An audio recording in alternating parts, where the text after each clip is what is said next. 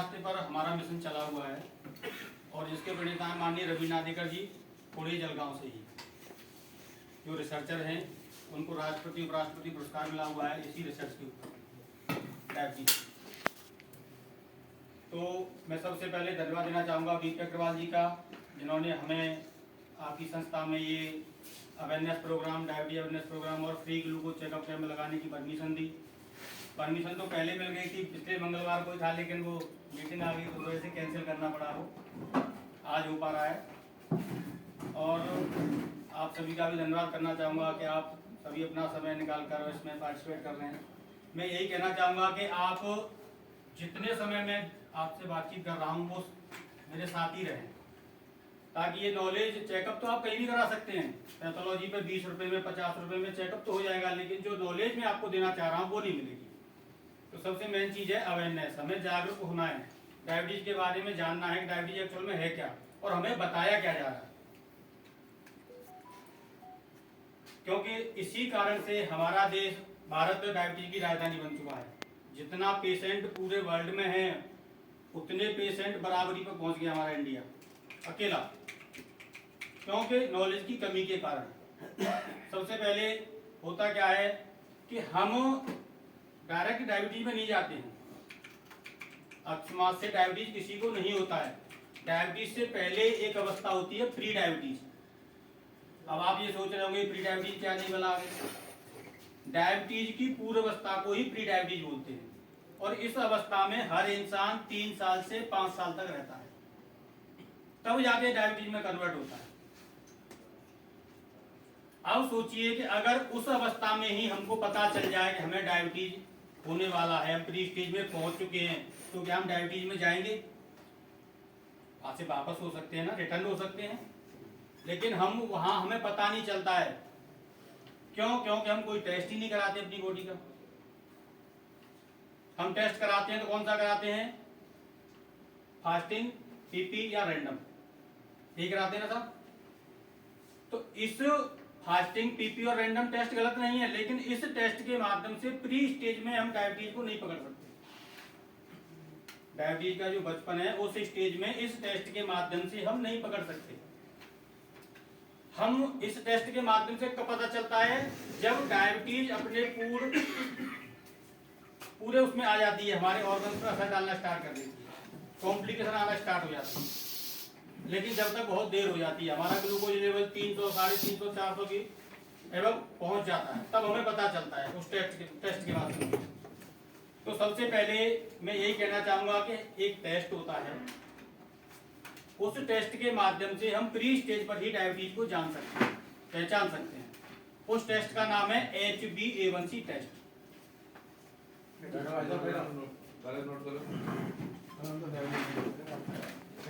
Test का नाम है HbA1c टेस्ट, हीमोग्लोबिन वाला टेस्ट है ये। आरबीसी को क्रश करके निकाला जाता है और उसमें 3 महीने का रेशो आता है, एक दिन का नहीं, 3 महीने का। जैसे आज आप ब्लड का सैंपल देंगे तो बैक 90 दिन का इसमें रिकॉर्ड आएगा। हमारा जो आरबीसी रेड ब्लड सेल होते हैं उसको क्रश करके ये निकाला जाता है। तो इसके माध्यम से हमें पता चलता है कि हम कौन सी स्टेज पर हैं। इस टेस्ट को आप करा के खुद पढ़ भी सकते हैं, डॉक्टर की जरूरत नहीं है। डायबिटीज में डॉक्टर की जरूरत नहीं है। डॉक्टर की जरूरत कब पड़ती है? जब डायबिटीज के कॉम्प्लिकेशन आना स्टार्ट होते हैं। कॉम्प्लिकेशन मतलब जो हमारे 4 सेल हैं उन पे डायबिटीज असर डालती है, वो 4 सेल खराब होना स्टार्ट जब होते हैं तब हमें डॉक्टर की जरूरत पड़ती है। डायबिटीज में डॉक्टर की जरूरत नहीं पड़ती। आपने देखा होगा, आपको ग्लूकोज लेवल बढ़ा, डॉक्टर के पास गए, डॉक्टर ने आपका चेकअप कराया, ग्लूकोज लेवल देखा, उन्होंने आपको टैबलेट लिख के दे दी, और वो टैबलेट आप कई सालों तक खाते हैं बिना डॉक्टर के दिखाए हुए। खाते साहब? तो क्यों? फिर कहाँ डॉक्टर की जरूरत? जब टैबलेट हम खुद 2-2, 3-3 साल तक खा रहे हैं उसको। अगर हम दावत खाने गए तो 2 टैबलेट खा लेते हैं, दावत खाने नहीं गए टैबलेट खा लेते हैं। जब हमारा ग्लूकोज लेवल डाउन दिखता है तो हम टैबलेट बंद कर देते हैं। तो डॉक्टर तो कहाँ पड़ी साहब? लेकिन जब आंखों में दिक्कत आना स्टार्ट हो गई तो डॉक्टर चाहिए, फिर आप नहीं कुछ कर पाओगे। किडनी में दिक्कत आ गई तो डॉक्टर चाहिए, नर्व सेल में दिक्कत आ गई तो डॉक्टर चाहिए, हार्ट में इंटीमा के सेलों में दिक्कत आई तो डॉक्टर चाहिए। डॉक्टर कब चाहिए? जब कॉम्प्लिकेशन आ रहे हैं। डायबिटीज में डॉक्टर तो नहीं है।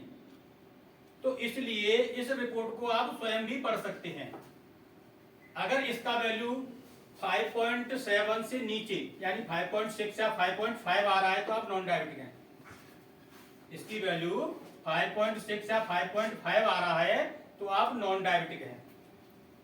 अगर इसकी वैल्यू 5.7 से 6.4 आ रही है, कितनी 5.7 से 6.4 आ रही है तो आप प्री डायबिटिक स्टेज में हैं, डायबिटीज की शुरुआत हो चुकी है।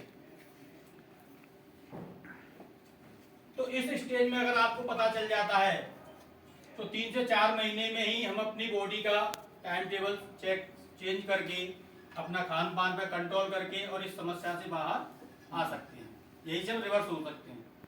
लेकिन अगर इसका वैल्यू 6.5 से ऊपर जा रहा है, एबव जा रहा है, तो हम डायबिटीज में प्रवेश कर गए। लेकिन अगर इसकी वैल्यू HbA1c की 7% से नीचे है, HbA1c की वैल्यू 7% से नीचे है, तब भी हमें डरने की कोई जरूरत नहीं है, हमें कोई दिक्कत नहीं होगी, हमारे चारों सेल सेफ रहेंगे। लेकिन अगर 7% से ऊपर इसकी वैल्यू जाएगी, जैसे 8, 9, 10, 11, 12, तो जैसे ही 7 को क्रॉस करेगी तो हमारे चारों सेलों जो हैं, कौन से सेल है वो, आंखों की रेटिना, इंटिमा, नर्व सेल और किडनी के सेल, ये चारों सेलों में इफेक्ट आना स्टार्ट हो जाता है। ये चारों सेल खराब होने स्टार्ट हो जाते हैं अगर 7 से ऊपर HbA1c का लेवल जा रहा है तो जिनको डायबिटीज नहीं है उनको साल में, जिनकी उम्र 25 साल से ऊपर हो चुकी है, साल में एक बार ये टेस्ट अवश्य कराना चाहिए। क्योंकि मैं बता रहा हूँ कि प्री डायबिटिक स्टेज में हर इंसान, जैसे मान लीजिए मुझे डायबिटीज हुआ है तो मैं भी इस स्टेज में 3 साल से 5 साल रहा हूँगा, उसके बाद ही डायबिटीज में पहुंचूंगा। और मैं बोल रहा हूँ कि साल में एक बार आपको ये टेस्ट कराना है तो आप प्री स्टेज में पकड़ पाओगे डायबिटीज को, और प्री स्टेज में पकड़ लोगे तो आराम से इस समस्या से बाहर आ सकते हैं। तो सबसे पहले हमें ये टेस्ट कराना है, जिनको है उनको भी और जिनको नहीं है उनको भी। जिनको है तो वो इस टेस्ट के माध्यम से देखें अपने आप को कि मैं कहां पर हूं, पहले नंबर तो। और फिर 3 महीने बाद जब दोबारा आप ट्रीटमेंट ले रहे हैं कोई भी, और 3 महीने बाद जब दोबारा ये टेस्ट कराएंगे तो उसकी वैल्यू बढ़ रही है या घट रही है। अगर बढ़ रही है तो हमारा ट्रीटमेंट काम नहीं कर रहा है, अगर वैल्यू घट के आ रही है तो हमारा ट्रीटमेंट काम कर रहा है, हम सही रास्ते पर चल रहे हैं। सही रास्ते का मतलब जैसे मान लीजिए हमें जाना है यहाँ से दिल्ली, दिल्ली की दूरी है 200 किलोमीटर, हम बस में बैठ के जा रहे हैं, अगर दूरी 198, 197, 196 किलोमीटर ऐसे घटती हुई जा रही है तो हम सही रास्ते पर हैं। और अगर दूरी 200 किलोमीटर ही बनी हुई है, वहां कोई घटने का मैसेज ही नहीं मिल रहा है तो हम गलत रास्ते पर हैं।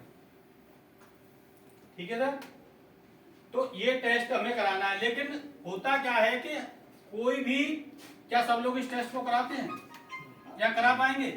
मैं जैसे बोल रहा हूं यहाँ, तो सब लोग इस टेस्ट को कराएंगे? नहीं कराएंगे, 2%, 5% या 10%। लेकिन किनको ये टेस्ट कंपलसरी कराना है, किनको ये टेस्ट कंपलसरी कराना है, उनका मैं थोड़ा सा बता रहा हूं आपको। जैसे इनके घर में डायबिटीज है, मम्मी पापा दादा दादी चाचा ताऊ मौसी नाना नानी मामा मौसी, इनको अगर डायबिटीज है तो उनको ये टेस्ट साल में एक बार अवश्य कराना चाहिए। जिनके परिवार में पहले से डायबिटीज है तो उनको ये टेस्ट अवश्य कराना चाहिए। हाँ। दूसरा, जो ओवरवेट है, जिनका BMI इंडेक्स 25 से ज्यादा आ रहा है तो उनको भी ये टेस्ट साल में एक बार अवश्य कराना चाहिए। मिस्टर सुरेंद्र सुन लो। जिनका BMI index, body mass index 25 से ज्यादा आ रहा है तो उन्हें भी ये साल में एक बार ये टेस्ट जरूर कराना है। तीसरे नंबर, जिनकी लाइफ स्टाइल सही नहीं है। लाइफ स्टाइल का मतलब सोने का कोई शेड्यूल नहीं है, खाने पीने का कोई शेड्यूल नहीं है, जागने का कोई शेड्यूल नहीं है, तो उनको भी ये टेस्ट कराना है। क्योंकि हमारी बायोलॉजिकल क्लॉक सेट नहीं है बॉडी की, मैं थोड़ा सा आगे बताऊंगा आपको। तो उन्हें भी ये टेस्ट साल में एक बार अवश्य कराना है। फिर लास्ट में आते हैं वो लोग जो केमिकल की जगह पर रहते हैं, जो पॉल्यूशन की जगह पर रहते हैं, यानी खदानों में काम कर रहे हैं या केमिकल की फैक्ट्रियों में काम कर रहे हैं। यहाँ जहाँ केमिकल की फैक्ट्रियाँ लगी हुई है, पॉल्यूशन आ रहा है धुएं के रूप में, तो उनको भी ये टेस्ट साल में एक बार अवश्य कराना चाहिए। तो ये तो हुआ टेस्ट के बारे में। टेस्ट मैं तो यही कहूंगा कि सब लोग कराएं, क्योंकि देखो जब पल्स पोलियो अभियान चला था, पोलियो मुक्त अपना भारत हुआ था, तो उसमें जन जन का सहयोग हुआ था, सभी ने सहयोग किया था। ड्रॉप भी घर घर जाके पिलाई जाती थी, उसमें सभी टीचर भी थे, नर्सेज भी थे, डॉक्टर्स भी थे, समाज सेवी संस्थाएं भी थी। तो आज अपना देश पोलियो मुक्त हो गया। तो क्या डायबिटीज मुक्त नहीं हो सकता? अगर हम सभी लोग इसमें अपना सहयोग करें, हम समय रहते इसको पहचाने। मान लीजिए जो डायबिटीज जिनको है, मान लीजिए हमें है, आपको है, आपको है, तो अब तो जाने की कंडीशन में है, लेकिन जो आगे आने वाली पीढ़ी है उसको अगर हम रोक लेते हैं डायबिटीज में जाने से, तो देश डायबिटीज मुक्त हो जाएगा, नहीं हो जाएगा साहब? पोलियो की ड्रॉप जैसे बच्चों को पिलाई गई, बच्चों का रोका पोलियो, तो पोलियो मुक्त हो गया। जो जाने वाले थे वो तो गए, लेकिन आने वालों को रोका। तो ऐसे ही हम प्री डायबिटीज पे ही डायबिटीज को रोक लेंगे तो अपना देश डायबिटीज मुक्त हो जाएगा। तो मैं यही आशा करूंगा कि आप सभी लोग इसको फॉलो करेंगे, कराएंगे। लेकिन जो कॉम्प्लिकेशन आते हैं डायबिटीज जब हो जाता है, तो डायबिटीज के कारण जो दिक्कत आती है वो थोड़ा सा मैं शॉर्ट में बताऊंगा, क्योंकि इतना समय आपके पास भी नहीं है। नहीं को है, चलन दो, चलन दे। जब साहब ने परमिशन दी है। डायबिटीज कोई डिजीज नहीं है, केवल डिसऑर्डर है, लाइफ स्टाइल डिसऑर्डर है। कि हमारा जो दिनचर्या है वो गड़बड़ हो जाती है, खान पान गड़बड़ होता है, या हम टेंशन में रह रहे हैं, या हमारा वेट बढ़ गया है, तो इन कारणों से ये समस्या पैदा होती है। तो ये कोई डिजीज नहीं है, केवल डिसऑर्डर है। लेकिन जब डिसऑर्डर को समझेंगे हम, तो उससे पहले हमें ऑर्डर समझना पड़ेगा। ऑर्डर का मतलब जैसे 1 नंबर पर कौन है, 2 नंबर पर कौन है, 3 नंबर पर कौन है। अब ये पता होगा तभी तो हम समझ पाएंगे कि ये गलत तरीके से बैठे हुए हैं। तो ऑर्डर समझने के लिए मैं थोड़ा सा आपको बता रहा हूं कि हमारी बॉडी है वो ट्रिलियंस ऑफ सेलों से बनी हुई है। किससे? ट्रिलियंस ऑफ सेलों से बनी हुई है, कोशिका बोलते हैं हिंदी में। हमारी बॉडी का मेन पार्ट है कोशिका।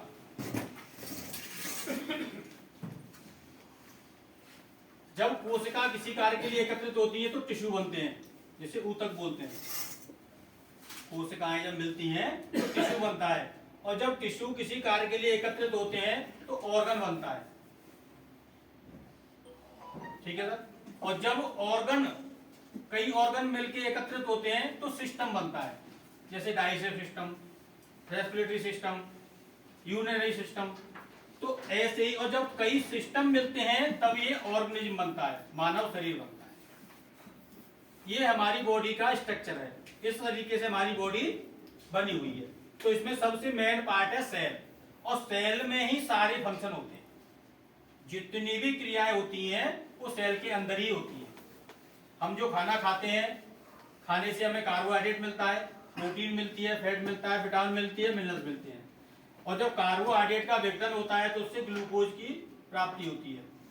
कार्बोहाइड्रेट का विघटन होते हुए उससे ग्लूकोज बनता है, और उस ग्लूकोज के माध्यम से ही हमारे सेल ऊर्जा लेते हैं। हमारी बॉडी का मेन जो सोर्स है एनर्जी का, वो ग्लूकोज है। कभी भी आप देखते होंगे कि जब भी पेशेंट एडमिट होता है तो उसको क्या लगाया जाता है? ग्लूकोज। ड्रिप में क्या लगाते हैं? ग्लूकोज। तो हमारी बॉडी के लिए जो एनर्जी का सोर्स है वो ग्लूकोज है। लेकिन ये ग्लूकोज का सिस्टम क्या है, कैसे हमारी बॉडी एनर्जी में कन्वर्ट करती है इसको? तो जैसे ही हमने खाना खाया तो खाने से ग्लूकोज बना, ग्लूकोज कहाँ गया? ब्लड में। ये ब्लड वेसल्स हैं हमारी रक्त वाहिका जिसमें ब्लड बहता है। ब्लड में आ गया ग्लूकोज, और हमारी एक छोटी सी ग्रंथि होती है पेनक्रियाज, अग्नाशय, उसके टेल में बीटा सेल्स होते हैं, वो बनाते हैं इंसुलिन। वो इंसुलिन भी ब्लड में आ जाता है। तो ये ग्लूकोज अकेला सेल के अंदर नहीं पहुंच पाता है। सेल के अंदर जाके जो बर्न होता है ग्लूकोज, तो ये अकेला नहीं जा पाता, वहां इसको जरूरत पड़ती है इंसुलिन नामक हार्मोन की। आपने देखा होगा डायबिटिक पेशेंट के लास्ट में जाके इंसुलिन के इंजेक्शन लगते हैं। जब बीटा सेल इंसुलिन बनाना बंद कर देते हैं तो फिर इंसुलिन पर डालते हैं डॉक्टर्स उनको। तो वो इंसुलिन ही मेन सोर्स है हमारे ग्लूकोज का मैनेजमेंट करने के लिए। जो भी हम खाना खाते हैं, खाने से जो कार्बोहाइड्रेट आता है, कार्बोहाइड्रेट से ग्लूकोज बनता है, और ग्लूकोज जैसे ही ब्लड में आता है तो सबसे पहले इंसुलिन उसको सेल में प्रवेश कराता है। जैसे ताले में चाबी लगती है ना, ताले में जैसे चाबी लगाते हैं ताला खुल जाता है, तो ऐसे ही ग्लूकोज को प्रवेश कराने के लिए इंसुलिन सेल के ऊपर रिसेप्टर होते हैं। जैसे इसके अंदर आने के लिए गेट लगा हुआ है, ऐसे ही रिसेप्टर होते हैं, पैनल होते हैं उसके ऊपर, उस पर जाके इंसुलिन अटैच होता है और ग्लूकोज चैनल ओपन हो जाता है ऐसे, और ग्लूकोज के मॉलिक्यूल इसके अंदर प्रवेश कर जाते हैं। इसके अंदर जाके एक ग्रंथि होती है माइटोकॉन्ड्रिया, पीले कलर की ग्रंथि जो दिख रही है ये माइटोकॉन्ड्रिया, इसमें जाके ऑक्सीजन की उपस्थिति में वो ग्लूकोज बर्न होता है। फिर उसके बर्न होने के बाद एटीपी बनती है, एडिनोसिन ट्राइफॉस्फेट। एडिनोसिन ट्राइफॉस्फेट से ही हमारे सेल को ऊर्जा मिलती है और हमारा शरीर काम करता है। ये है हमारे सेल शरीर का ऊर्जा बनने का सिस्टम।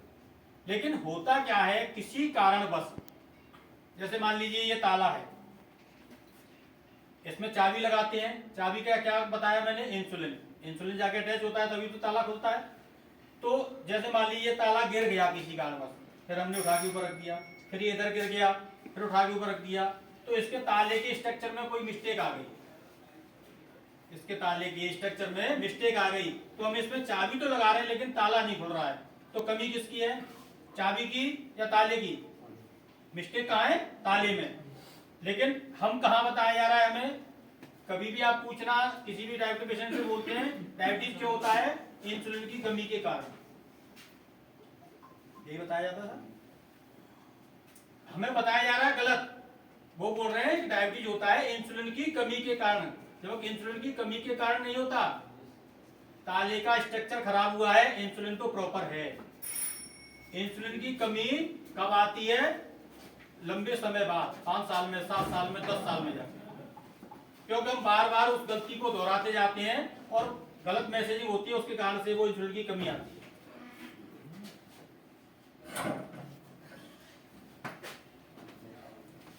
तो इंसुलिन की कमी के कारण डायबिटीज नहीं होता, जो इंसुलिन की कमी के कारण डायबिटीज होता है वो टाइप 1 डायबिटीज होता है, जो बच्चों में पाया जाता है। 1 साल से 18 साल तक के बच्चों में जो डायबिटीज होता है वो टाइप 1 डायबिटीज होता है, उसे बोलते हैं ऑटो इम्यून डिसऑर्डर। और जो बड़ों में पाया जाता है उसे टाइप 2 डायबिटीज बोलते हैं, उसे बोलते हैं लाइफ स्टाइल डिसऑर्डर। समझ में आ रहा था? डायबिटीज दोनों बच्चों में टाइप 1 होता है, उसमें डायरेक्ट इंसुलिन पाते हैं बच्चे, और जो बड़ों में होता है वो डायरेक्ट इंसुलिन पे नहीं आते, वो टैबलेट से काम चलता है उनका, उनके रिसेप्टर पहले खराब होते हैं। अब हुआ क्या कि जो मैंने बताया आपको, बाहरी सतह पर रिसेप्टर लगे हुए हैं सेल के, उस पर जाके इंसुलिन अटैच होता है और वो रिसेप्टर ओपन होते हैं जब ग्लूकोज अंदर प्रवेश करता है। जैसे मान लीजिए ये गेट है, ये दोनों दरवाजे अगर खुले हुए तो इसमें कितने लोग एक साथ अंदर आ जाएंगे, 3 लोग, 2 लोग तो कम से कम आएंगे। अगर इसका फिर एक गेट हम बंद कर दें और एक गेट खोल दें तो कितने लोग आएंगे, एक लोग कहाँ रह गए, बाहर, फिर 2 आए, फिर उनमें से एक अंदर आ गया, एक फिर बाहर रह गया, फिर 2 आए, एक अंदर आ गया, एक फिर बाहर रह गया, तो बाहर संख्या क्या हो रही है, बढ़ रही है ना। तो ऐसे ही हम जो खाना खाते हैं, खाने से जो ग्लूकोज बनता है वो ग्लूकोज पूरा सेल के अंदर नहीं जा पा रहा है जलने के लिए, वो कहाँ रह रहा है, ब्लड में, ब्लड वेसल्स में बाहर रह रहा है ना। तो अब अंदर ग्लूकोज कम गया तो एनर्जी भी कम बनेगी साहब, स्वाभाविक है, एनर्जी कम बनी तो सेल को ऊर्जा कम मिलेगी, तो सेल को दिक्कत आएगी काम करने में। तो सेल फिर क्या करेगा, माइंड को मैसेज देता है कि एनर्जी कम है, एनर्जी कम है। अब एनर्जी का सोर्स क्या है, ग्लूकोज, तो माइंड फिर मैसेज दे रहा है आमाशय को कि ग्लूकोज लाओ। ग्लूकोज कहां से आएगा, खाने से, तो आमाशय में हाइड्रोक्लोरिक एसिड और एंजाइम्स रिलीज होना स्टार्ट हो जाते हैं और हमें भूख लगती है, पेट में जलन पैदा होती है। हमने फिर खाना खाया, उसका कार्बोहाइड्रेट बना, कार्बोहाइड्रेट से ग्लूकोज बना, लेकिन ग्लूकोज तो ब्लड में बन के आ गया, लेकिन रिसेप्टर खराब है, फिर भी ग्लूकोज कम गया सेल के अंदर। तो उधर तो ग्लूकोज की मात्रा बढ़ती जा रही है और उधर एनर्जी कम बन रही है, तो वहां रॉन्ग मैसेज हो रही है बार बार। सेल से मैसेज आता है माइंड को, माइंड से जाता है आमाशय को, और हमें बार बार भूख लगती है। इसी कारण से डायबिटिक पेशेंट को बार बार भूख लगती है। समझ में आया? हमें नहीं लग रही था, हमें नहीं लग, अब नहीं लग रही होगी सर, 25 साल हो गए हमें डायबिटिक। हाँ, तो अब दूसरी कंडीशन में है, वो वही बता रहा हूँ मैं आपको। कंडीशन में हमें ला रहा ये हूँ, बताओ, इंसुलिन और इसका ब्लड, इसमें इंसुलिन में टेस्ट होता है क्या, एनर्जी कम गई, एनर्जी कम गई तो माइंड के मैसेज आ रहा है, माइंड से आमाशय को मैसेज आ रहा है और हम बार बार खाना खा रहे हैं, तो इसलिए डायबिटिक पेशेंट को बार बार भूख लगती है। सबसे पहला लक्षण तो ये है, बार बार भूख लगने का। और जब भूख लगेगी तो उस भूख के साथ में हमें पानी भी चाहिए, तो हमें बार बार प्यास भी लगती है। तीसरे नंबर पर जितना भी वेस्ट मटेरियल होता है हमारी बॉडी में, जो भी कूड़ा कचरा एकत्रित होता है, तो उसको किडनी फिल्टर करती है और यूरिन के थ्रू, पेशाब के रास्ते उसको बाहर निकालती है, तो इसलिए हमें बार बार पेशाब आता है। ये 3 कंडीशन बनती हैं, बार बार भूख लगना, बार बार प्यास लगना और बार बार पेशाब जाना। और इसके साथ वीकनेस, वीकनेस तो मैंने बताया, क्योंकि जब सेल के अंदर ग्लूकोज नहीं जा पा रहा तो वीकनेस तो आएगी आएगी। लेकिन होता क्या है, अब मैं बता रहा हूँ रिसेप्टर है, लेकिन ये 4 सेल खराब क्यों होते हैं सर? जरूरी काम है भी तुरंत कह दिया वो। अच्छा भाई करम में वो डायबिटीज मुक्त है। खराब क्यों होती है? गलती क्या होती है कि हमारा जब ये मानव शरीर बना तो प्रभु ने सोचा कि ये जो मशीनरी है ये जल्दी से खराब ना हो, तो उन्होंने 4 जगह रिसेप्टर नहीं लगाए। 4 सेल हमारी बॉडी में ऐसे हैं कि वहां रिसेप्टर नहीं है, वहां ये गेट नहीं है, वहां ग्लूकोज डायरेक्ट प्रवेश करता है। बाकी पूरे सेल पे रिसेप्टर हैं, लेकिन 4 सेल ऐसे हैं कि वहां रिसेप्टर नहीं है, वहां ग्लूकोज डायरेक्ट प्रवेश करता है। वो 4 सेल कौन से हैं? नंबर 1 रेटिना, आंखों। नंबर 2 इंटीमा के सेल। इंटीमा के सेल मतलब जो हमारी ब्लड वेसल्स है ना, ये 3 लेयर से बनी होती हैं, आउटर, मिडिल और इनर। जो इनर लेयर है वो इंटीमा के सेल से बनी हुई होती है, तो वहां भी रिसेप्टर नहीं है, वहां भी ग्लूकोज डायरेक्ट प्रवेश करता है। तीसरा नर्व सेल। नर्व सेल का मतलब समझते हैं? सूचना का आदान प्रदान जिनके माध्यम से होता है वो नर्वस सिस्टम जिसे बोलते हैं। 2 तार होते हैं हमारी बॉडी में, मोटर नर्व और सेंसरी नर्व, उनके माध्यम से हमारी पूरी बॉडी में सूचना का आदान प्रदान चलता है। जैसे ही हमें यहाँ कुछ हुआ, मच्छर काटा, तो तुरंत हाथ पहुंच जाता है, नहीं पहुंच जाता है? वो उन्हीं के माध्यम से, एक से मैसेज आता है माइंड को और दूसरे से मैसेज आता है बॉडी को। मोटर नर्व और सेंसरी नर्व 2 तार हैं, जैसे ये लाइट के तार हैं, अगर इसमें से एक तार भी कट जाएगा तो पंखा नहीं चलेगा, लाइट नहीं चलेगी। दोनों तार सही होंगे तभी ये सिस्टम चलता है। तो ऐसे अपनी बॉडी में दोनों तार सही होंगे तभी मैसेजिंग होती है, तो वहां भी रिसेप्टर नहीं है।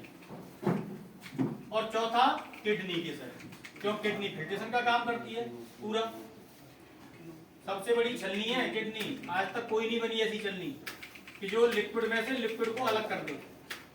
बनी हो तो बताओ, कि जो द्रव्य में से द्रव्य को छानकर अलग करती है। द्रव्य क्या है? हमारा ब्लड क्या है? लिक्विड ही है, द्रव्य है।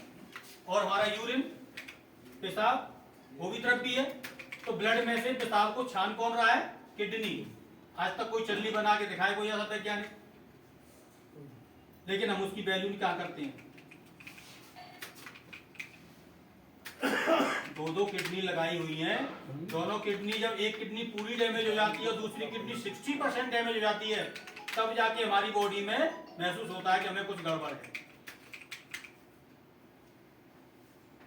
तो ये किडनी, नर्व सेल, इंटीमा के सेल और रेटिना के सेल, ये 4 सेल ऐसे हैं कि यहाँ पर रिसेप्टर नहीं है, वहां ग्लूकोज डायरेक्ट प्रवेश करता है। अब परमपिता परमात्मा ने बनाया तो ये हमारे लिए अच्छा था। अब मान लो बाई चांस हमें कहीं रास्ते में जा रहे हैं और कोई चोट लग गई, और चोट लगने के कारण हमारी पेन क्रियाज डैमेज हो गई, पेन क्रियाज डैमेज हो गई, और पेन क्रियाज से क्या बनता है? इंसुलिन। इंसुलिन बनाने वाला कौन है? Beta cell. बीटा सेल कहाँ है? पेन क्रियाज में। बीटा सेल डैमेज हो गया और इंसुलिन नहीं बन रहा है, और इंसुलिन ही ग्लूकोज को सेल के अंदर प्रवेश कराने वाला है। तो 4 मिनट हमारी ब्रेन को अगर ग्लूकोज नहीं मिला तो हम कोमा में चले जाएंगे। 4 मिनट अगर ब्रेन को ग्लूकोज नहीं मिला तो ये शरीर कोमा में चला जाएगा। तो इसलिए प्रभु ने सोचा कि ऐसा भी ना हो कि ऐसा हो जाए कि कहीं एक्सीडेंट हुआ और पेन क्रिया डैमेज हो गई तो एक साथ ये शरीर खत्म ना हो, तो ताकि ब्रेन को ग्लूकोज मिलता रहेगा तो ब्रेन डेड नहीं होगा, और ब्रेन डेड नहीं होगा तो ये बॉडी चलती रहेगी। पहले नंबर। दूसरे नंबर, आंखों की रेटिना के लिए क्यों रखा? कि एक्सीडेंट हुआ, इंसुलिन नहीं है तो फिर रेटिना को भी एनर्जी नहीं मिलेगी तो आंखें काम बंद कर देंगी। आंखें काम बंद कर देंगी तो ये शरीर वहीं पड़ा रहेगा, कुछ दिखेगा नहीं इसको। तो इसलिए आंखों को भी एनर्जी मिलती रहे, तो वहां से भी रिसेप्टर हटाए। किडनी फिल्ट्रेशन का काम करती है, जब ब्लड फिल्ट्रेशन नहीं होगा, ब्लड दूषित हो जाएगा तो भी इन्फेक्शन फैलेगा। शरीर में इन्फेक्शन कैसे फैलता है? ब्लड फिल्टर नहीं होगा तो ब्लड शुद्ध बना रहे, इसलिए वहां किडनी से भी रिसेप्टर हटाया गया। घंटी है बंद कराओ पहले तो अब्दुल साहब। हमारा जो नर्व सेल मेन जो पार्ट है बॉडी का, सूचना का आदान प्रदान जिसके माध्यम से चलता है, वहां पर भी रिसेप्टर हटाती है। तो ये बनाया तो हमारे शरीर के लिए सही था, लेकिन हमने किया क्या कि अपनी लाइफ स्टाइल खराब करके, अपनी दिनचर्या खराब करके, और ये चारों सेलों में जब ग्लूकोज की मात्रा बढ़ती है ब्लड में, तो ये चारों सेलों पे इफेक्ट आना स्टार्ट हो जाता है। तो ये जो चीजें हैं कॉम्प्लिकेशन, हम इसमें न जाएं तो हमें क्या करना है कि अगर डायबिटीज हो गया है तो हमें HbA1c के माध्यम से इसको मैनेज करना है, और मैं तो ये कहूंगा कि इसको रिवर्स करना है, क्योंकि डायबिटीज रिवर्स होता है किसी भी कंडीशन में हो।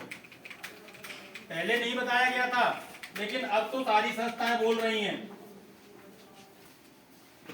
ये रिपोर्ट है American diabetic association, diabetes UK, endocrine society, ये सबकी प्रेस रिलीज है, चारों ने मिलकर ये प्रेस रिलीज दिया है, और इन्होंने बताया है कि डायबिटीज रिवर्स होता है। होता है, हमारा हुआ है। होता है सर? हमारा हुआ। बिल्कुल बिल्कुल, बहुत धन्यवाद। तो जब ये लोग बोल रहे हैं तो हमारे यहाँ के लोगों को नहीं मानना चाहिए? मानना चाहिए, मानना चाहिए, क्योंकि हमारे डॉक्टर्स किसको मानते हैं?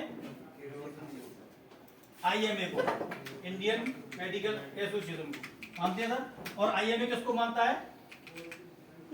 यूरोपियन डायबिटिक एसोसिएशन, क्योंकि हमारे यहाँ एलोपैथी कहाँ से आई थी? यूरोप देश से ही आई थी ना, तो हम उसी को फॉलो करते हैं। तो जब ये लोग बोल रहे हैं तो ये लोग नहीं मानते हैं, लेकिन मानते तो हैं, लेकिन वो आपको बताते नहीं है, क्योंकि 1989 में पता लग गया था कि डायबिटीज किस कारण से होता है। 1989 में पता लग गया था डायबिटीज किस कारण से होता है, लेकिन आज तक किसी को नहीं बताया गया, क्योंकि बहुत बड़ा इसमें बिजनेस है, इसमें बहुत बड़ा बिजनेस है। इसलिए वो सीधा बोलते हैं, आप किसी भी डॉक्टर के पास जाइए और आपकी रिपोर्ट कराएंगे, रिपोर्ट देगी ओ डायबिटीज, ये टैबलेट आपको आजीवन खानी पड़ेगी, और ये चेकअप आपको हर हफ्ते या 15 दिन में कराना है, और मुझे दिखाना है, और ये टैबलेट खानी पड़ेगी। अब आपको बोल दिया उन्होंने कि आजीवन खाना पड़ेगा, आपका माइंड बिल्कुल जीरो कर दिया, क्योंकि जो आजीवन करना है तो फिर उससे आगे रास्ता कहाँ है साहब?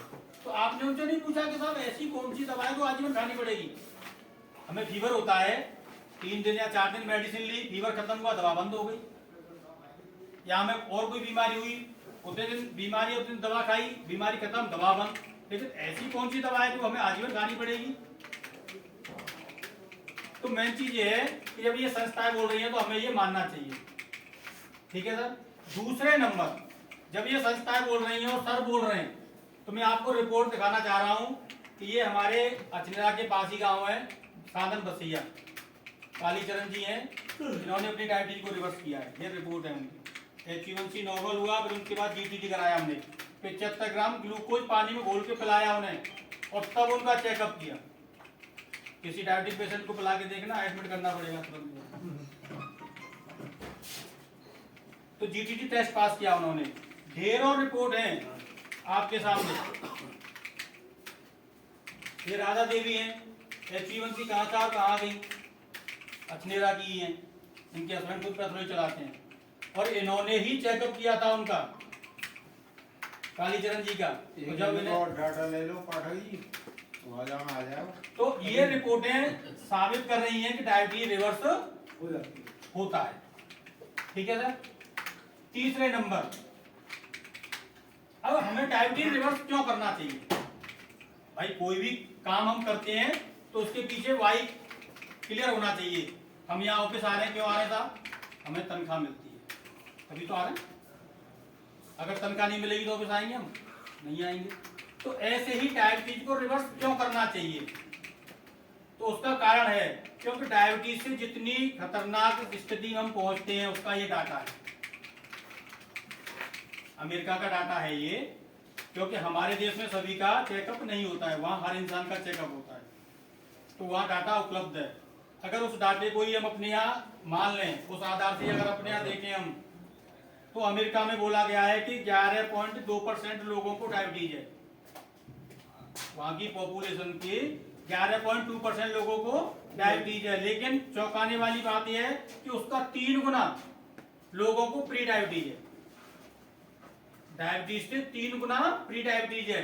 अगर उसी आंकड़े को हम अपने देश में लगा दें तो अपने यहाँ कितना, मिनिमम 16 करोड़ लोगों को डायबिटीज होने की संभावना है। कितना? 16 करोड़। और अगर उसका 3 गुना करते हैं तो कितना हुआ, 48 करोड़ लोगों को प्री डायबिटीज में, और 48 प्री डायबिटीज में और 16 डायबिटीज में, तो कितना हुआ साहब, 64 करोड़ लोग डायबिटीज की चपेट में हैं। तो अपने देश की क्या हालत होगी जब वो प्री डायबिटीज से डायबिटीज में आएंगे। उस स्थिति में क्या स्थिति होगी, आज देख रहे हैं आप डायबिटीज कितना है, तो क्या स्थिति है, और उस समय स्थिति क्या बन जाएगी फिर। तो इसलिए ये जो रिपोर्ट है इसमें बोला गया है कि वहां डायबिटीज जो ग्रसित लोग हैं उनमें 70% जो हार्ट की मौत, हार्ट से अटैक से मौत होती है, उसमें 70% लोग डायबिटिक होती है। अमेरिका में जितने भी हार्ट अटैक से मौतें होती हैं उसमें 70% डायबिटिक होती है।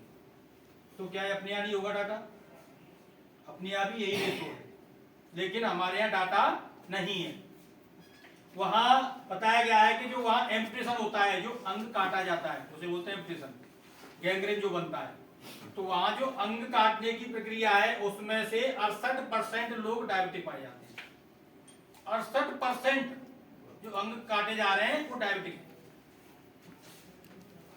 वहां जो डायबिटिक रेटिनोपैथी होती है, आंखों में समस्या आती है, जो ऑपरेशन होते हैं, वहां 1/3 लोगों में तो डायबिटिक रेटिनोपैथी पाई जाती है, और उनमें जो सीजर होती है, ऑपरेशन होता है, उसमें से 80% लोगों का विजन लॉस हो जाता है। यानी कि 100 अगर ऑपरेशन हुए तो उसमें से 80 लोगों की रोशनी चली जाती है, केवल 20 लोगों की ही रोशनी आ पाती है।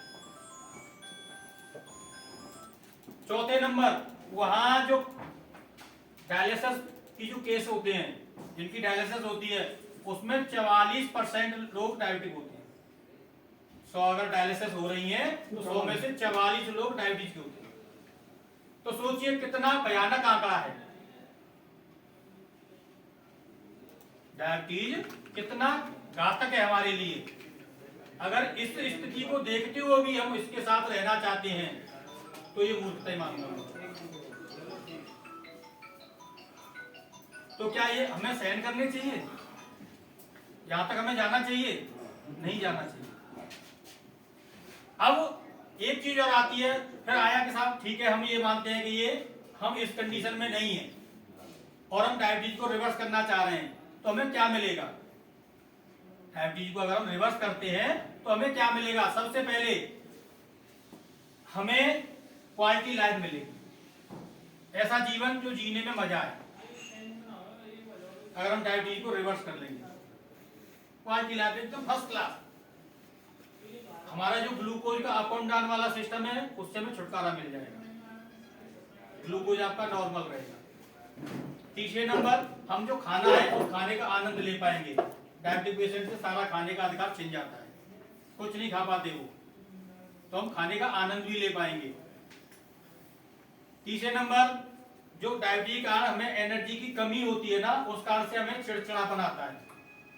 आपने देखे होंगे डायबिटिक पेशेंट चिड़चिड़े हो जाते हैं, क्यों? क्योंकि उनमें एनर्जी की कमी आ जाती है। तो वो भी हमारे अंदर से दूर हो जाएगी, क्योंकि डायबिटीज खत्म होगा, रिसेप्टर रिपेयर होंगे, ग्लूकोज अंदर जाएगा सेल के, तो एनर्जी भरपूर मिलेगी। एनर्जी भरपूर मिलेगी तो हम तरोताजा महसूस करेंगे, तो हम उसका भी आनंद ले पाएंगे, शादी पार्टी में भी जा पाएंगे। लेकिन अब आपने देखा होगा कुछ लोग तो टाइम से पहले बीआरएस ले लेते हैं इस बीमारी के कारण, क्योंकि एनर्जी नहीं रहती है उनके शरीर में, तो उस समस्या में छुटकारा होगा। 5वें नंबर, जो मॉडर्न मेडिसिन खा रहे हैं हम, एलोपैथी मेडिसिन खा रहे हैं, उससे छुटकारा मिलेगा, क्योंकि उसका साइड इफेक्ट होता है। कोई भी मेडिसिन, कितना टाइम और लगेगा? 5 मिनट, जो मॉडर्न मेडिसिन है उससे हमें छुटकारा मिलेगा। ठीक है सर।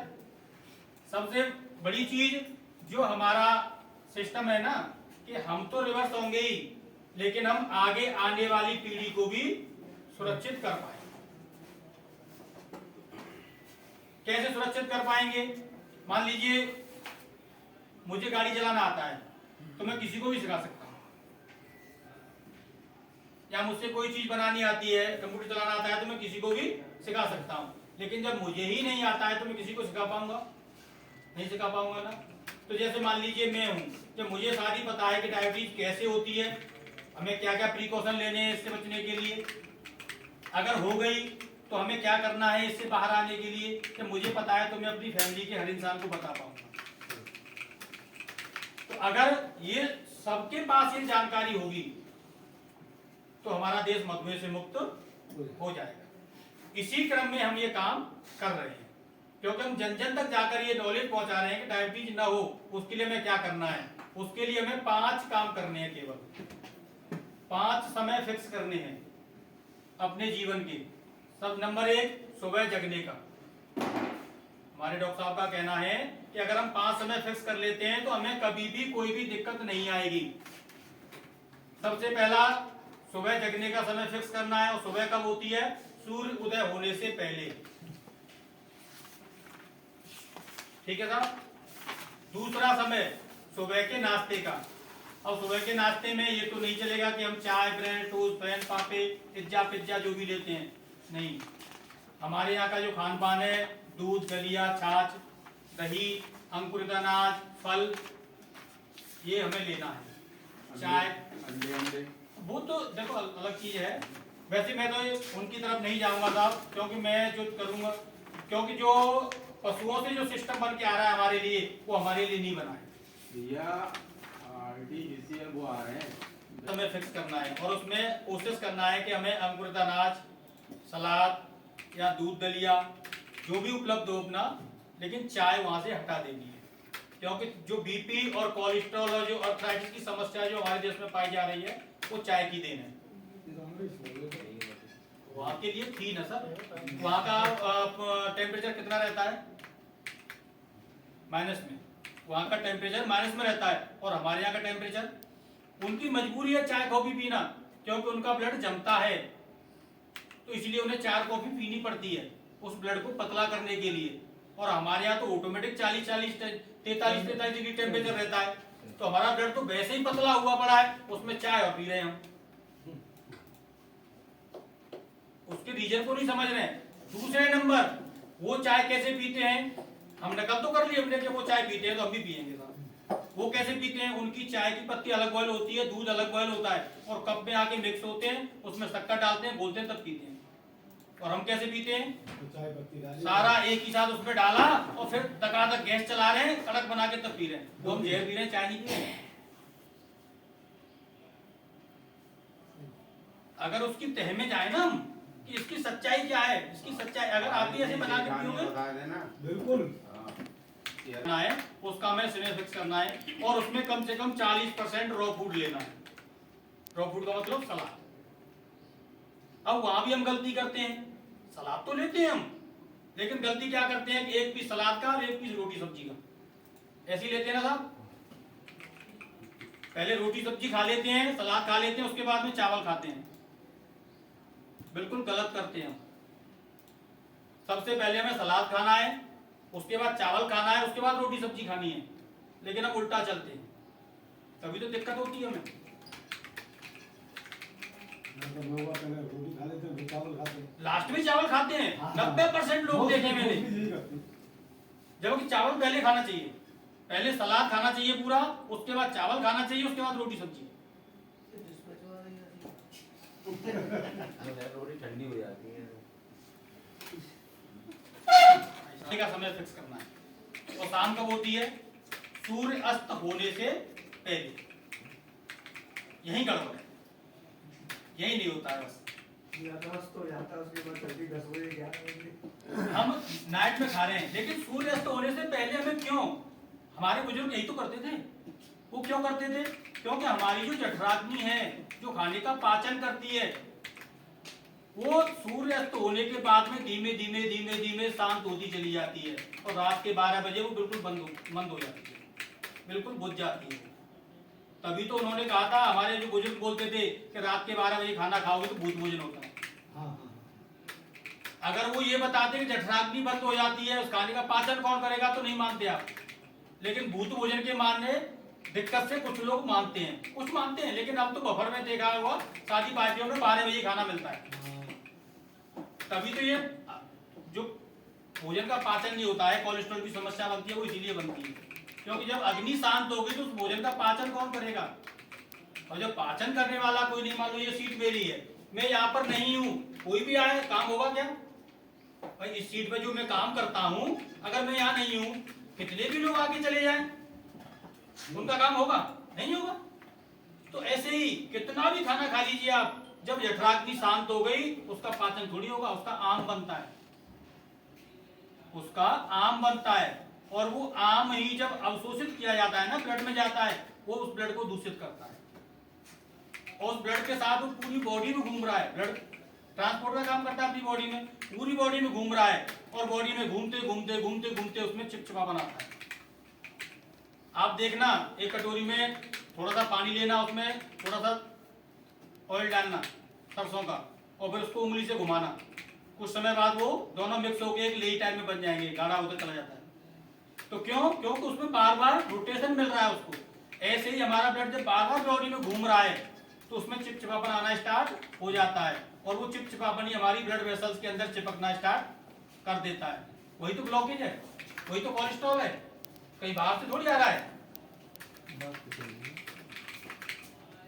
बाहर से कहीं से नहीं आ रहा है। ये हमारी गलत आदतों के कारण ही हम इसको खराब कर रहे हैं। अब जब किडनी खराब हो गई तो क्या दोबारा से ऐसी चलनी बना पाएगा कोई? डायलिसिस तो उसका थोड़ी सी दिन के लिए सामान आने, बैसाखी पर डाल देते हैं आपको।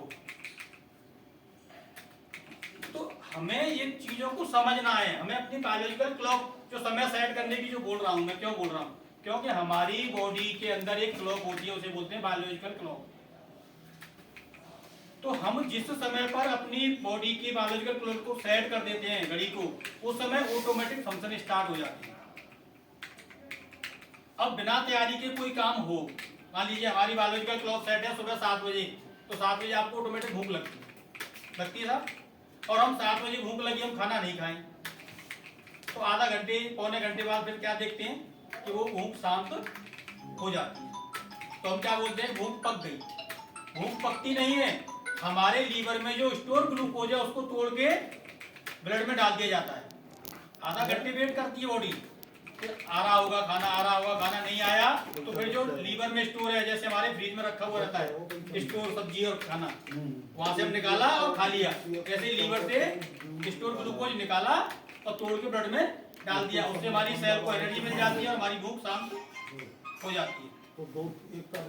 तो हमें बायोलॉजिकल जो अपनी घड़ी हम सेट कर लेंगे उस समय पे, तो हमारी बॉडी में ऑटोमेटिक वो फंक्शन स्टार्ट हो जाते हैं। 5वें नंबर पे शाम को सोने का समय। अब शाम को सोने का समय क्या है? 12 बजे, 1 बजे, 2 बजे, 11 बजे से पहले कोई सोता नहीं, क्योंकि हमें 6 घंटे 6.5 घंटे कम से कम गहरी नींद लेनी है। क्योंकि जब हम सोते हैं तो दिन भर में जितना भी टॉक्सिक हमारी बॉडी में एकत्रित होता है, वो सोते समय एक क्रिया होती है, उसके माध्यम से बाहर किया जाता है बॉडी से। दिन भर में जितना भी टॉक्सिक मटेरियल हमारी बॉडी में एकत्रित होता है, वो सोते समय हमारी बॉडी में क्रिया चलती है ऑटोमेटिक, उसके माध्यम से वो बाहर किया जाता है। आप देखते होंगे, हम फंक्शन होता है हमारे घर में, कोई भी मान लीजिए शादी का, और एक नाइट हम नहीं सोते हैं, तो सुबह कैसा महसूस होता है? शरीर कैसा महसूस होता है? सब टूटा टूटा अकड़न सी महसूस होती है। फिर हम क्या करते हैं? नहाते हैं, खाना खाते हैं और सो जाते हैं, और सोने के बाद फिर कैसा महसूस होता है? रिलैक्स तरोताजा, क्योंकि वो क्रिया हो गई, वो जितना भी टॉक्सिन था वो बाहर आपकी बॉडी से हो गया। इसलिए हमें सोना भी जरूरी है। तो ये 5 चीज अगर हम करते हैं, इसके साथ में सुबह कम से कम 45 मिनट का मॉर्निंग वॉक, सुबह 45 मिनट का मॉर्निंग वॉक। मॉर्निंग वॉक क्यों जरूरी है? मॉर्निंग वॉक क्यों जरूरी है बताओ सर। है, आपने देखा होगा, जैसे हम कोई भी बाइक लाते हैं, 4 व्हीलर लाते हैं, कोई भी लाते हैं, तो उसके साथ एक बुक आती है मैनुअल की सर्विस बुक। उसमें लिखा रहता है कितने किलोमीटर चलाने के बाद इसको सर्विस सेंटर लेके जाना है सर्विस कराने के लिए। लिखा रहता है साहब। लेकिन ये जो मशीन है इसके साथ तो कोई बुक नहीं है, ये भी तो मशीनरी है साहब, इसके साथ तो कोई बुक नहीं है। क्यों? इसकी भी तो सर्विसिंग चाहिए। कारण है इसमें, क्योंकि उसकी जो सर्विस सेंटर है वो गाड़ी के साथ जुड़ा हुआ नहीं है। जो भी बाइक हम लेके आए हैं या जो भी हम कार लेके आए हैं उसका सर्विस सेंटर उस कार के साथ जुड़ा हुआ नहीं है, इसलिए हमें उसको सर्विस सेंटर लेके जाना पड़ता है। लेकिन इस शरीर का सर्विस सेंटर इसके साथ ही जुड़ा हुआ है। हमारी जो ये बॉडी है, ये मशीनरी है, इसका सर्विस सेंटर इसके साथ ही जुड़ा हुआ है। अगर हम उसको चालू रखते हैं तो हमें कोई भी सर्विस सेंटर जाने की जरूरत नहीं पड़ेगी। वो सर्विस सेंटर कौन से हैं? हॉस्पिटल। वो तो बाद के हैं जब हम इस सर्विस सेंटर को बंद करेंगे। बताओ कौन सा सर्विस सेंटर? ये दोनों पैर। अगर इनको हम पर डे 10,000 कदम चलाते हैं सुबह, तो मैं लिख के दे दूंगा स्टाम्प पे, कभी भी आपको उस सर्विस सेंटर जाने की जरूरत नहीं पड़ेगी, हॉस्पिटल। लेकिन हमने किया क्या? ये अपना माइंड लगाया और अपने माइंड से 2 पहिए वाली बनाई और उस पर इसको रख दिया और उस पर लेके जा रहे हैं इसको। ये दोनों बंद कर दिए, इसलिए वो सर्विस सेंटर को जाना पड़ता है। अगर ये चलाना स्टार्ट कर दो 21 दिन बाद अपनी बॉडी में देख लेना कितना अंतर आ जाएगा।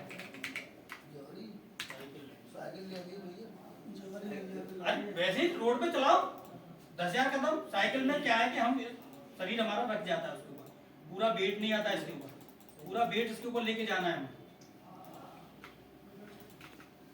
अग्रवाल जी का और आप सभी का, आपने अपना इतना कीमती समय दिया और मैं तो यही आशा करूंगा कि जो मैंने आपको बताया है, जो समझाया है, वो आप उनका थोड़ा सा पालन करेंगे और अपने आगे आने वाली पीढ़ी जो हमारे घर में बच्चे हैं 2 साल 5 साल 10 साल 12 साल, उनको इन नियमों का पालन कराएंगे। क्योंकि हम करेंगे तभी बच्चे करेंगे, अगर हम नहीं करेंगे तो बच्चे भी नहीं करेंगे। तो हमें ये आदत उनमें डालनी है ताकि हम इस बीमारी से उनको बचा पाए। अगर हमको है तो हमको भी रिवर्स करना है, और अगर हम रिवर्सल कर लेते हैं तो हमें ये पता चलेगा कि हमारी आगे आने वाली पीढ़ी कैसे सुरक्षित है। बहुत धन्यवाद सभी का।